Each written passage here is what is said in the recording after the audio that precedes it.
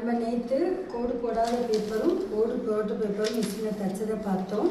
இன்றைக்கி கர்ச்சீஃப் எப்படி அளவெடுத்து எப்படி நம்ம தைக்க போகிறோங்கிறத பார்க்குறோம்.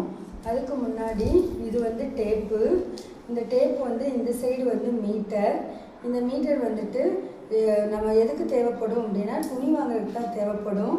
25 பாயிண்ட்டுங்கிறது 1/4 மீட்டர், 50 பாயிண்ட்டுங்கிறது 1/2 மீட்டர், 75 பாயிண்ட்டுங்கிறது 3/4 மீட்டர், 100ங்கிறது 1 மீட்டர், ஒரு டேப்பு 1.5 மீட்டர், ஒரு டேப்பு 1.5 மீட்டர். நம்ம முழுக்க அளக்கிறது எல்லாமே சென்டிமீட்டரை பயன்படுத்தி தான் நம்ம அளப்போம், சென்டிமீட்டரை பயன்படுத்தி தான் வெட்டுவோம், சென்டிமீட்டரை பயன்படுத்தி தான் நம்ம தைப்போம். ஒரு சென்டிமீட்டரில் 4 பாகம் இருக்குது. 1/4, 1/2, 3/4, 1. 1/4, 1/2, 3/4, 1. 1/1 தான் நம்ம அளக்க போகிறோம். சரிங்களா? இப்போ கர்ச்சீஃப் நம்ம அளவெடுக்க போகிறோம்.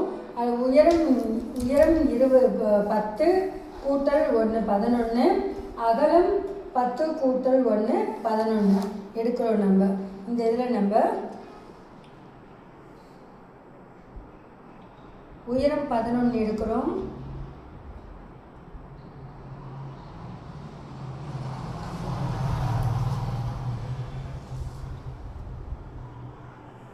அகலமும் 11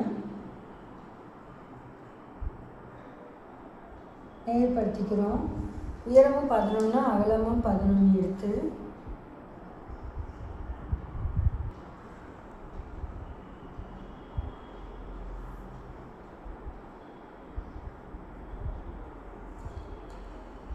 இப்போ அகலத்தில் 11 எடுக்கிறோம்.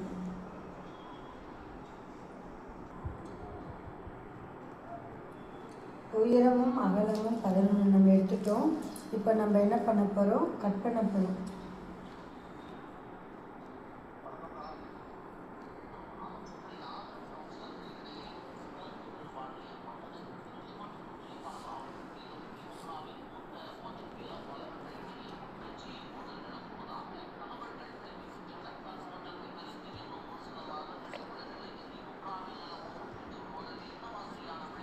உயரமும் அகலமும் 11 எடுத்துட்டோம்.